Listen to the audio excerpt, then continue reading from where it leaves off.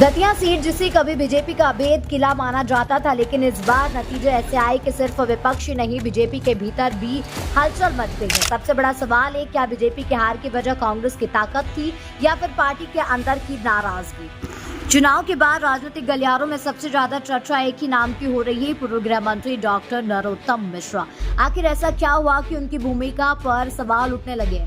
दतिया विधानसभा लंबे समय से डॉक्टर नरोत्तम मिश्रा की राजनीतिक पहचान रही है, लेकिन इस उपचुनाव में बीजेपी ने उम्मीदवार बदलते हुए आशुतोष तिवारी को मैदान में उतारा और चुनाव परिणाम आने के बाद पार्टी के कुछ कार्यकर्ताओं और स्थानीय नेताओं ने दावा किया कि संगठन पूरी तरह एकजुट नहीं नजर आया। कुछ लोगों का आरोप है कि टिकट बदलने के फैसले के बाद असंतोष था और उसका चुनावी अभियान पर असर पड़ा है।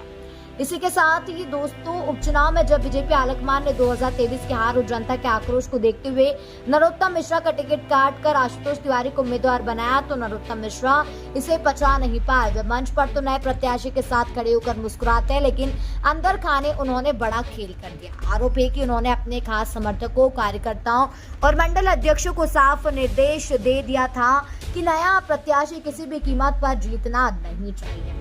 इसी को लेकर अब पार्टी के नेताओं में भी कहीं न कहीं नाराजगी नजर आ रही है। उनके समर्थकों ने गांव-गांव जाकर बीजेपी के वोटरों को या तो घर पर बैठा दिया या फिर गुप्त रूप से दूसरी तरफ वोट दिलवा दिया। आशुतोष तिवारी को नीचा दिखाने और दतिया को अपनी निजी और जागीर साबित करने के चक्कर में नरोत्तम मिश्रा ने अपनी पार्टी की टीम में चूड़ा घोंपा। ऐसा कहीं न कहीं बीजेपी नेताओं का मानना है। यही वजह है कि पार्टी का निष्ठावान कार्यकर्ता नरोत्तम मिश्रा पर सख्त कार्रवाई की मांग कर